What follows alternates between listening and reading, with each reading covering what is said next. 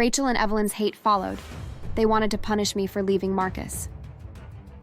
One evening, I was walking home from the grocery store, carrying heavy bags, when someone's headlights suddenly blinded me. And before I knew it, I was hit by a car. I crashed into the pavement. I looked at the driver who'd hit me, and I was shocked to see Rachel. She smirked and drove off. Fortunately, passers-by took me to the hospital. The doctor said I was lucky because I only had bruised ribs and sprained ankle, no fractures. I reported it to the police, but Rachel claimed it was an accident. There were no witnesses, and in that area there were no cameras. Without evidence, the case was closed. I limped for weeks. I became so scared.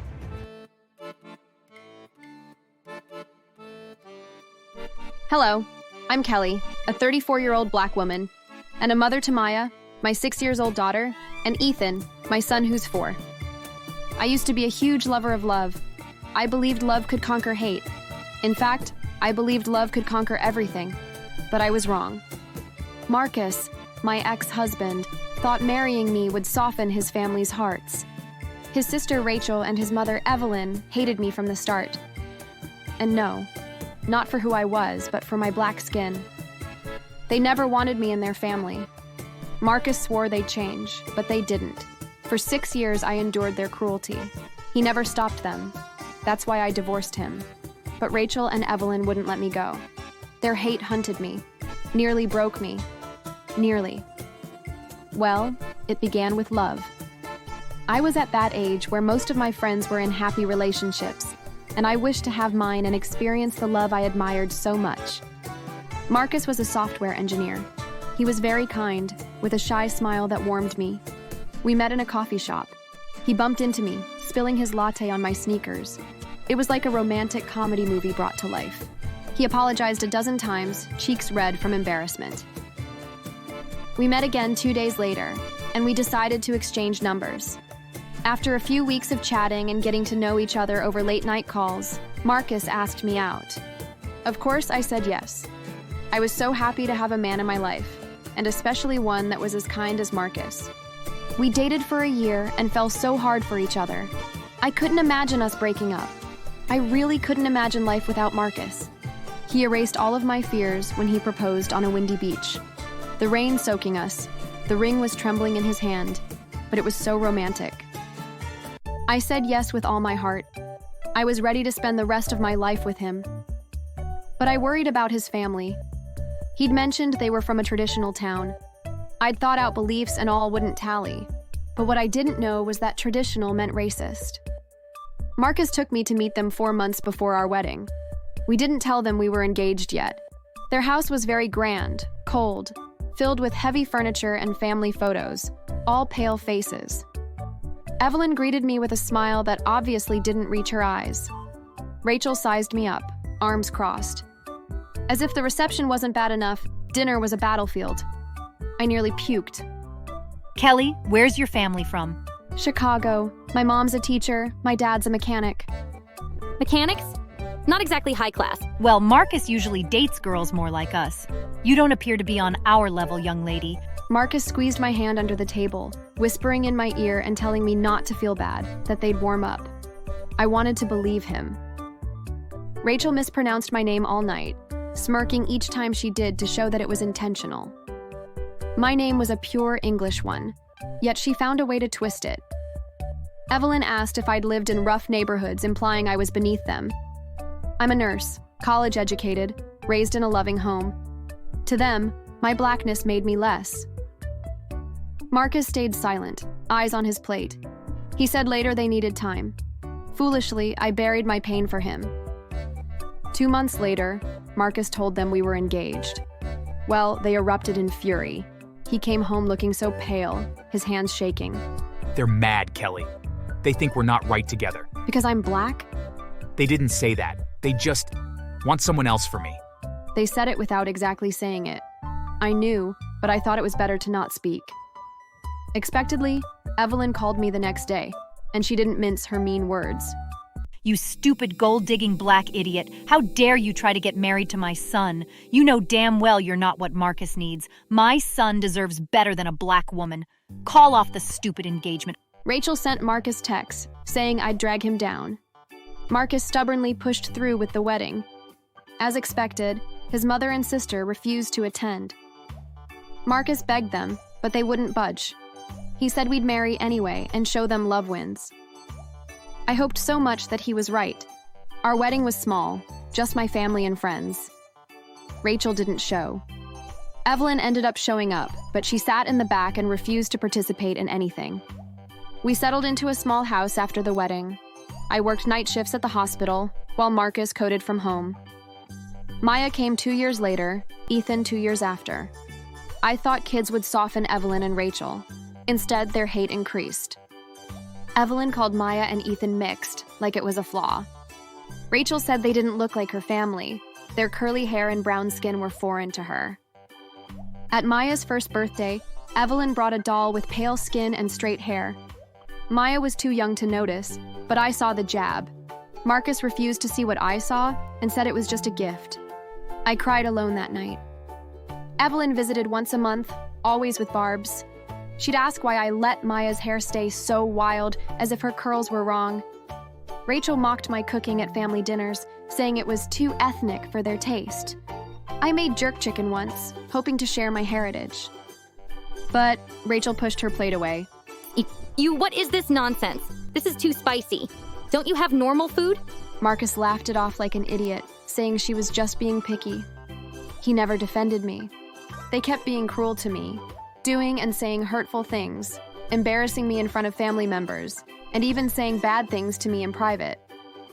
I told Marcus everything and begged him to stand up to them countless times, but he'd shrug and say they were stubborn but harmless. Harmless ended when Evelyn tried to straighten Maya's hair without my permission. Maya was 4, crying as Evelyn tugged her curls flat with hot iron. I walked in on what she was doing. I was so shocked that I screamed, then yanked the iron away and told her to leave. Are you crazy? How dare you tell me to leave my son's house when I'm only helping his daughter look proper? Marcus came in as I was telling her I didn't want any excuses. When we explained what happened, he said I overreacted. You should learn to be patient, Kelly. If my mother doesn't like that kid's hair, she can change it. Are you hearing yourself, Marcus? Maya is my child, not your mother's. I love her hair the way it is. Your mother had no right to straighten it. No, you're being rude now. Watch your tone, Kelly. I'm being rude? But your mother wasn't rude for tampering with my daughter's hair? You're crazy. Before I could speak again, Evelyn slapped me. Marcus said nothing.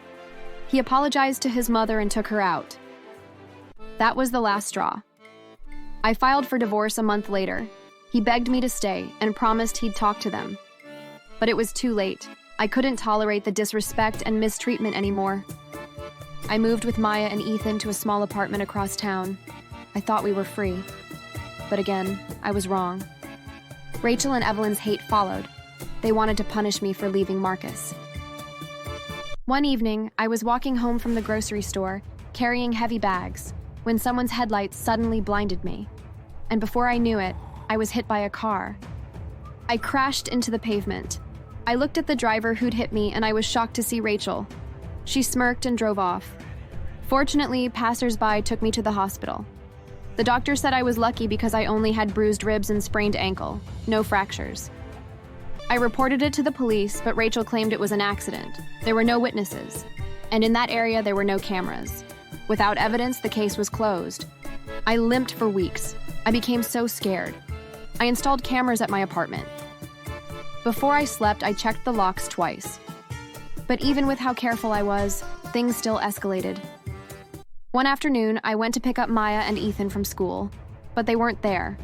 The principal said their grandmother took them early. I called Evelyn immediately. The kids are better with us. You don't deserve them. We've taken them. We can't leave them in the hands of a black monster. I called the police. They found Maya and Ethan at Evelyn's house 3 hours later. My kids were crying and looking so scared. Evelyn said it was a misunderstanding, and the police gave her a warning, nothing more. I didn't care. I was just happy that I'd gotten my kids back. Marcus called after the kidnapping. Kelly, I'm so sorry. I didn't know they'd go this far. Come back. We can fix this. I hung up without giving him a reply. He didn't protect me before, so I didn't trust him to do so now. I knew I couldn't stay there anymore.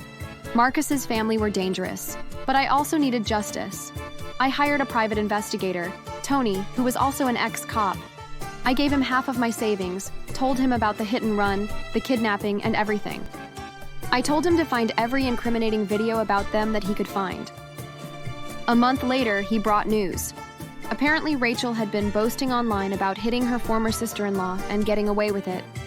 She was saying a lot of bad things about me. Evelyn, on the other hand, had been stealing from her church's charity fund for years. Rachel used out of the money for her flashy life.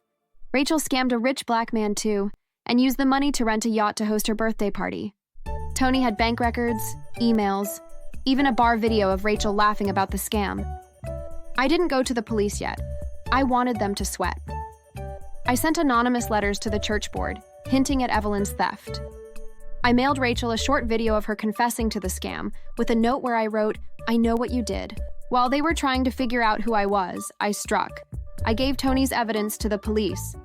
They arrested Rachel for attempted assault with a vehicle and scamming. Evelyn was charged with kidnapping and embezzlement after the church pressed charges. Police searched her house and found more proof. Rachel cried in court and begged for mercy. Evelyn glared at me. The judge wasn't swayed. Rachel got 8 years, Evelyn 6. The church scandal ruined their name. The whole town turned on them, even their friends. Marcus approached me after justice was served. Kelly, I failed you. I didn't see how bad they were. Let's try again for the kids. I refused to listen to any more words and walked away. His apologies were dust. He let them torment me for years. I filed for full custody of my kids. The judge saw his inaction, my evidence, and everything. In the end, I won. A friend told me about a hospital in Canada. They needed nurses, offered good pay, and helped with visas. I applied and got the job. I sold my car, packed 2 suitcases, and told the kids we were going on an adventure.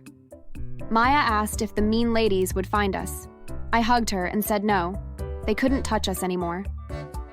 Before leaving, I visited Rachel and Evelyn in jail. I told them about the private investigator and how I'd found out everything. You ruined my life. No, I didn't. You ruined your own life. You're so two-faced. Being a racist and scamming a black man? That's so irritating of you. I hope you rot in here. You'll always be nothing, never one of us. You're in jail, you have no freedom. Darling ex-mother-in-law, even if I'm nothing, I'll still be better than you. An old hag like you shouldn't be in jail, but look where your stupidity landed you. Foolish people truly grow old foolish. You're a real example. I left them behind bars, laughing at them screaming like raging dogs. They'll be raging for a very long time.